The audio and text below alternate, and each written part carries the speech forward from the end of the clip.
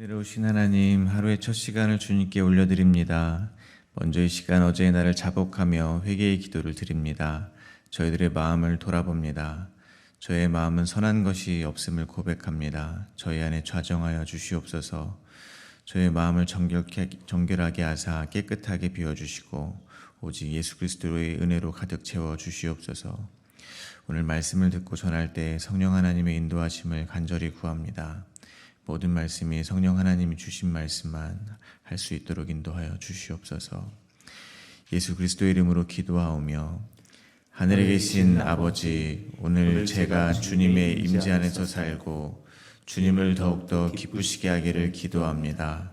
주 예수님, 오늘 제가 저의 십자가를 지고 주님을 따르기를 기도합니다. 성령님, 오늘 성령님이 저를 충만하게 채워주시고 성령의 열매, 사랑과 희락과 화평과 오래 참음과 자비와 양성과 충성과 온유와 절제가 제 삶 속에서 익어갈 수 있도록 해 주시기를 기도합니다. 아멘. 오늘 12시에 베델에서 수요 아바드 예배가 있습니다. 함께 오셔서 은혜 받는 시간 되시기를 바랍니다. 말씀을 나누겠습니다. 오늘 저희들에게 주신 하나님의 말씀은 열왕기상 9장 1절에서 9절까지 말씀입니다. 저 여러분이 한 절씩 교독하겠습니다.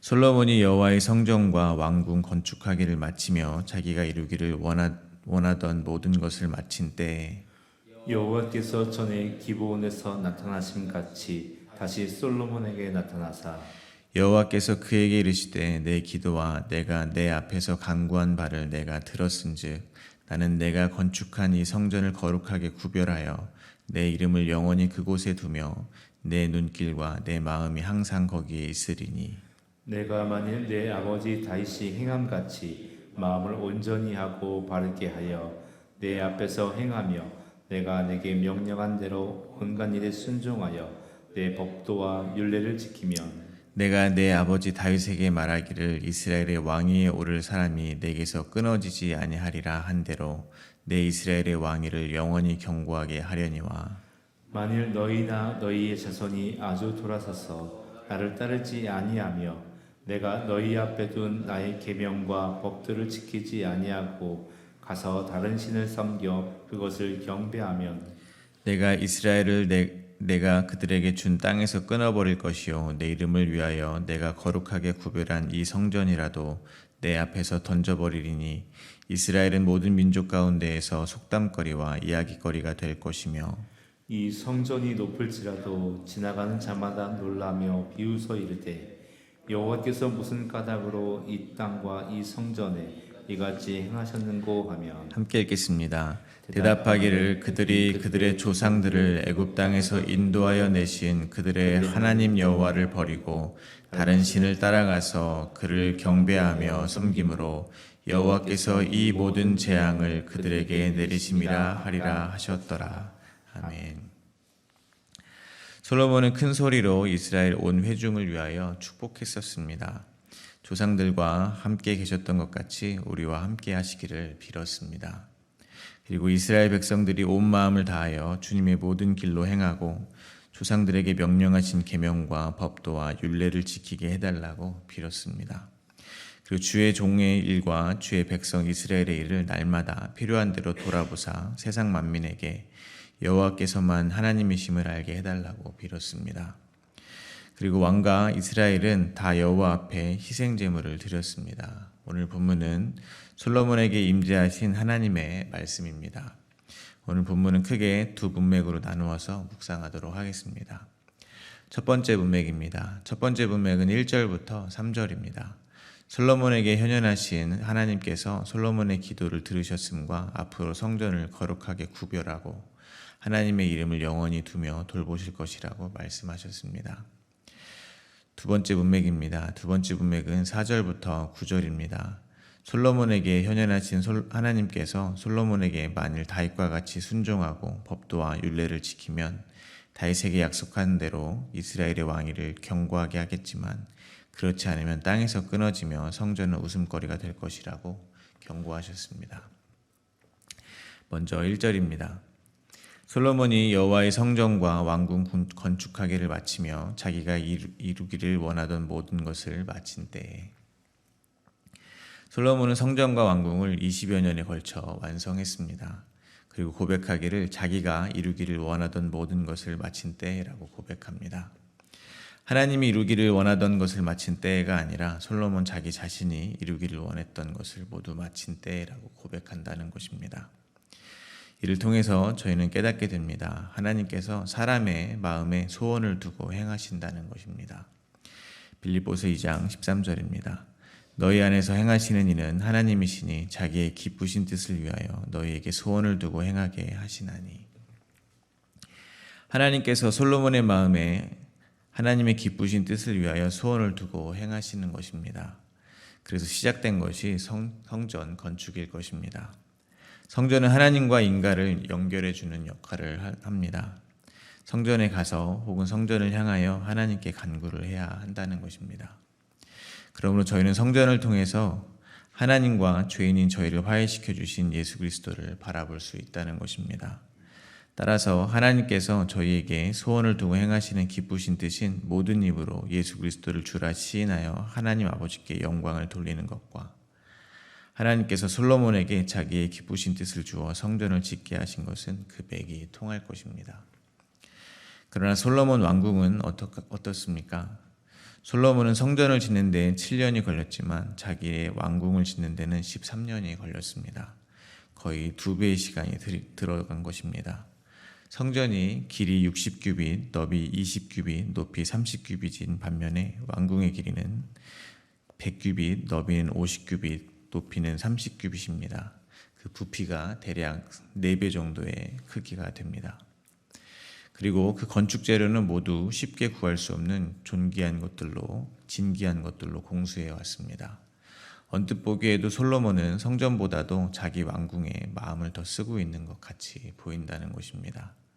적어도 왕궁에 있어서는 그야말로 솔로몬이 자기가 이루기를 원하던 것을 다 이루었다고 보인다는 것입니다. 그래서 하나님께서는 성전 건축과 왕궁의 건축이 끝난 이 시점에 하나님께서 영원히 함께 하시겠다는 약속을 주심과 동시에 오늘 보면 6절 이하에서 경고의 말씀도 함께 주고 계신 것은 아닌가 생각해 보게 됩니다. 따라서 저희는 저희의 마음을 또한 들여다보기를 바랍니다. 저에게 하나님께서 소원을 두시어 하나님의 기쁘신 뜻을 이루시지만 동시에 저희 안에는 육체의 소욕을 따르는 저희의 옛 자아의 마음이 함께 있다는 것입니다.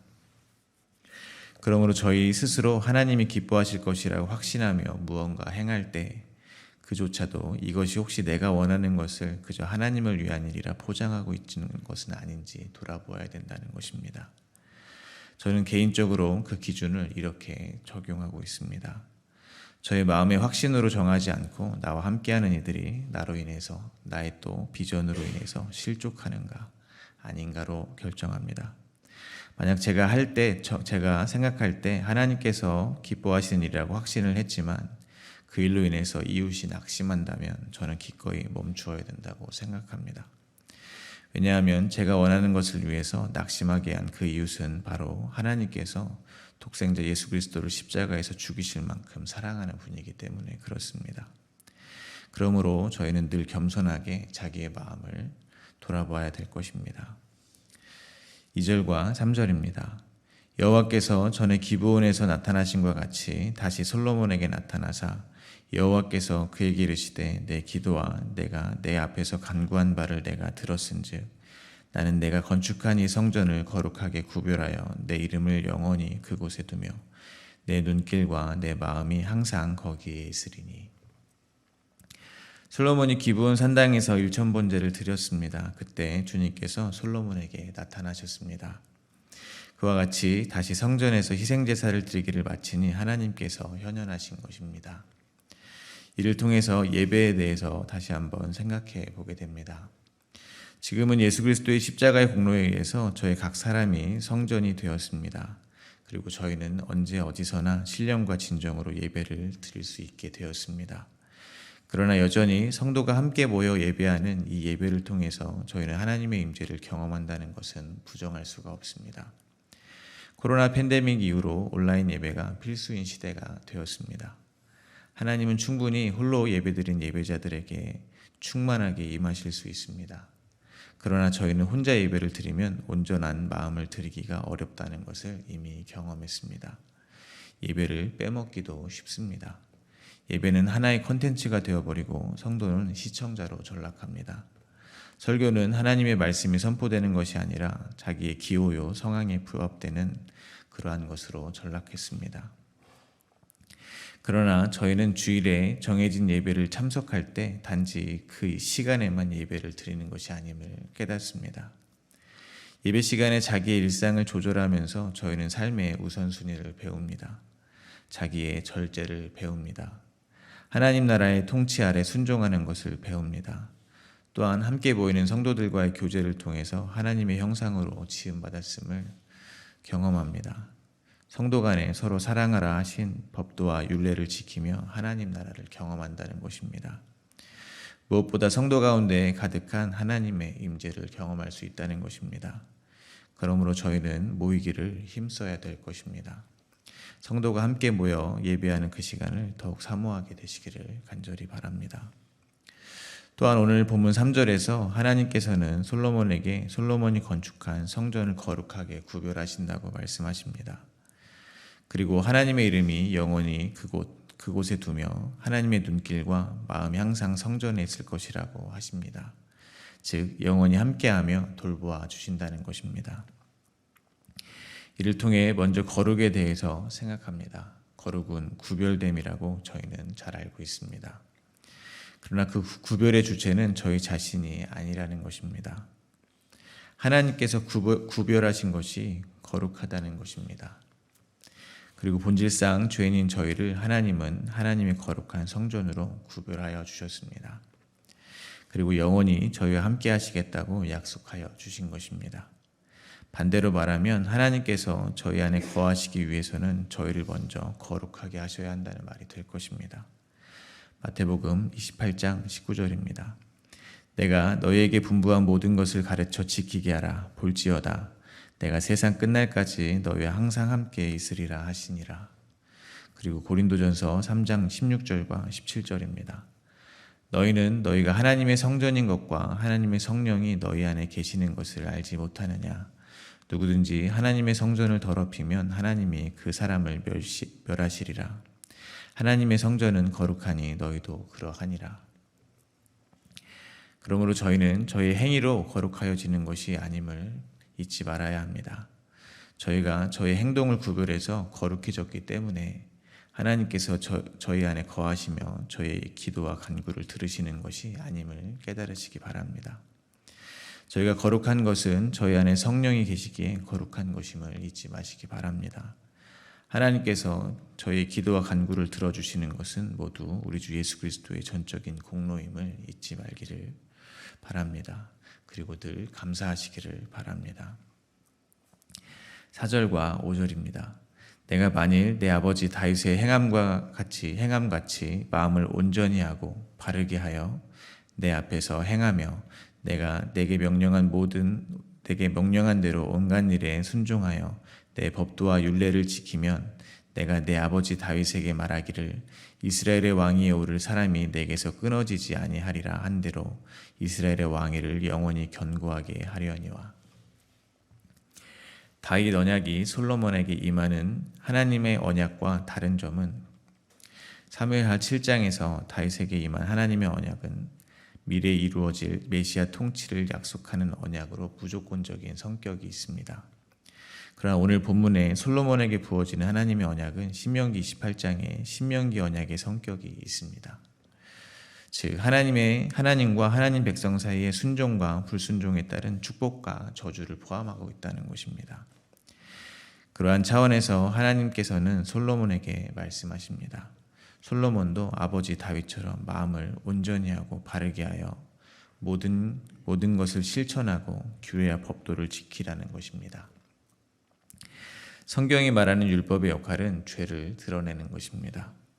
사도 바울께서 로마서 7장에서 율법으로 말미암지 않고는 내가 죄를 알지 못하였다라고 고백을 하고 있음을 저희는 알고 있습니다. 또한 갈라디아서 3장에서 율법 아래 즉 죄 아래 모든 것을 가둔 것은 예수 그리스도를 믿음으로 말미암는 약속을 믿는 자들에게 주기 위함이라고 말씀하고 계십니다. 그러므로 규례와 법도를 지키는 것이 글자 그대로, 문자 그대로 규례와 법도를 하나도 빠짐없이 지키는 것에 목적이 있지 않다는 것입니다. 오히려 규례와 법도를 만드신 하나님의 재정 의도에 부합하는 것에 그 목적이 있다고 해야 될 것입니다. 그 목적은 율법으로 말미암아 저희들이 죄를 깨닫는 것입니다. 그리고 자기를 의지하지 않고 자기를 부인하고 완전한 하나님의 은혜와 긍휼에 기대는 자로 서는 것입니다. 쉬운 말로 예수님을 믿게 하는 것이라는 것입니다. 하나님이 제정하신 규례와 법도를 통해서 규례와 법도를 완벽하게 지켜냈음을 자랑하는 바리새인과 같이 되지 않고 자기의 죄를 깨달아 예수 그리스도의 은혜와 긍휼을 구하는 세례의 자리로 가는 것이 온전한 것이며 완전한 것이라는 말이 될 것입니다. 시편 51편 16절에서 17절입니다. 주께서 제사를 기뻐하지 아니하시나니 그렇지 아니하면 내가 드렸을 것이라. 주는 번제를 기뻐하지 아니하시나이다. 하나님께서 구하시는 제사는 상한 심령이라. 하나님이여 상하고 통회하는 마음을 주께서 멸하시지 아니하시리이다. 다윗이 우리아의 아내를 간음하고 우리아를 살해한 후 나단 선지자의 책망을 받은 후에 드린 고백입니다. 다윗은 하나님께서 원하시는 것이 번제와 제사가 아니라 죄인 중에 괴수인 다윗의 이제 내가 어찌할꼬 하는 상하고 통회하는 심령, 즉 상한 심령이라는 것을 고백하고 있는 것입니다. 그렇게 자기의 죄인됨을 인정하고 오직 하나님의 긍휼에만 의지하는 것이 다윗같이 행하는 것이 될 것입니다. 그것이 하나님 앞에서 온전하다 여김을 받는 죄인의 모습일 것입니다. 그러므로 하나님께서는 솔로몬에게도 다윗과 같이 계명과 법도를 지키라고 명령하시는 것입니다. 즉 하나님만 바라보라는 것입니다. 6절과 7절입니다. 만일 너희나 너희 자손이 아주 돌아서서 나를 따르지 아니하며 내가 너희 앞에 둔 나의 계명과 법도를 지키지 아니하고 가서 다른 신을 섬겨 그것을 경배하면 내가 이스라엘을 내가 그들에게 준 땅에서 끊어버릴 것이요 내 이름을 위하여 내가 거룩하게 구별한 이 성전이라도 내 앞에서 던져버리리니 이 이스라엘은 모든 민족 가운데에서 속담거리와 이야기거리가 될 것이며. 하나님께서 경고하십니다. 다윗과 같이 계명과 법도를 지키지 않으면 약속한 땅에서 끊어버리시겠다는 것입니다. 우상에게 절하고 경배하면 하나님께서 거룩하게 구별하신 이 성전마저도 버리시겠다는 것입니다. 이 성전이 아무리 높을지라도 지나가는 자마다 보고 깜짝 놀랄 만큼 던져버리시겠다는 것입니다. 모든 민족 가운데에서 비웃음거리가 되게 만들겠다는 것입니다. 그래서 오늘 보면 9절 말씀과 같이 세상 사람들에게 이스라엘 백성들이 하나님 여호와를 버리고 다른 신을 따라가서 경배함으로 여호와께서 이 모든 재앙을 내리셨음을 알게 하시겠다는 것입니다. 즉 이 세상에 하나님을 섬기지 않는 자들이 어떤 벌을 받는지 본으로 삼을 만큼 강력하게 심판하신다는 것입니다. 이를 통해서 저희는 언제든 우상을 섬길 수 있는 죄인이라는 것을 다시 한번 깨닫게 되기를 바랍니다. 솔로몬은 성전과 왕궁을 지음으로 자기가 원하는 모든 것을 마쳤다고 고백했습니다. 그만큼 후회 없이 모든 것을 쏟아 부었다는 말이 될 것입니다. 게다가 그 성전에 하나님께서 임재하셨고 영원히 함께 하시겠다는 언약까지 해주셨습니다. 그러나 그렇기 때문에 더욱 그 성전이 솔로몬에게 우상이 될 수 있음을 기억해야 한다는 것입니다. 마찬가지로 저희들도 저희들에게 주어진 것들이 우상이 될 수 있습니다. 예를 들면 멋진 교회 건물이나 교회의 유명한 이름이 저희들에게 우상이 될 수 있다는 것입니다. 시간과 물질을 많이 들인 사역이 우상이 될 수 있다는 것입니다. 분명 저희는 그 예배당에서 또는 그 사역에서 하나님의 임재를 경험했고 감동과 감격의 기억이 있습니다. 그러나 그 자체가 또 다른 우상이 될 수 있다는 것을 저희는 항상 기억해야 될 것입니다. 그러므로 저희는 선줄로 생각할 때 넘어질까 주의해야 합니다. 다시 한번 말씀드리지만 저희가 생각할 때 이것은 하나님이 기뻐하신 일이라고 확신하는 그것이 사실은 나의 탐심이 아닌지 돌아보아야 한다는 것입니다. 여전히 하나님께서 원하시는 것이 저희들의 상한 심령이라는 것을 모른 채 저희들의 열심으로 주님 앞에 나아가려고 하고 있지는 않은지 돌아보아야 한다는 것입니다. 그러한 헌신은 자기를 부인하는 헌신이 아니라 자기를 증명하기 위한 시도일 가능성이 매우 큽니다. 자기 자신이라는 우상을 더욱 견고하게 만드는 종교 생활일 수 있다는 것을 잊지 마시기를 바랍니다. 말씀을 맺겠습니다. 저희가 잘 알다시피 이스라엘의 역사는 불순종과 우상 숭배의 연속이었습니다. 이는 또한 저희들의 신앙생활의 역사이기도 합니다. 그러므로 저희는 주님이 주신 땅에서 끊어져야 마땅하며 버림받아야 마땅한 인생입니다. 그러나 오늘 솔로몬에게 경고의 말씀을 주시기 전에 먼저 다윗의 언약이 있었습니다. 하나님께서 다윗에게 말씀하실 때 이렇게 말씀하셨습니다. 사무엘하 7장 13절에서 15절입니다. 그는 내 이름을 위하여 집을 건축할 것이요 나는 그의 나라 왕위를 영원히 견고하게 하리라. 나는 그에게 아버지가 되고 그는 내게 아들이 되리니 그가 만일 죄를 범하면 내가 사람의 매와 인생의 채찍으로 징계하려니와 내가 내 앞에서 물러나게 한 사울에게서 내 은총을 빼앗은 것처럼 그에게서 빼앗지는 아니하리라. 그리고 다윗에게 임한 내 집과 내 나라가 내 앞에서 영원히 보존되고 내 왕위가 영원히 견고하리라는 약속은 예수 그리스도 안에서 온전하게 되었습니다. 그러므로 오늘과 같은 말씀을 통해서 여전히 우상에 빠진 자기를 발견하고 좌절하는 데서 멈추지 마시기를 바랍니다. 저희를 그리스도의 장성한 분량으로 완성하실 하나님의 약속을 굳게 믿는 대로 나아가게 되시기를 바랍니다. 하나님의 땅에서 끊어질까 두려움에 또다시 율법으로 돌아가지 않기를 바랍니다. 오직 온전한 예수 그리스도의 사랑 안에 거하게 되시기를 바랍니다. 오늘도 간절한 마음으로 하나님의 아들을 믿는 것과 아는 일에 온 마음을 쏟으시기를 간절히 기도합니다.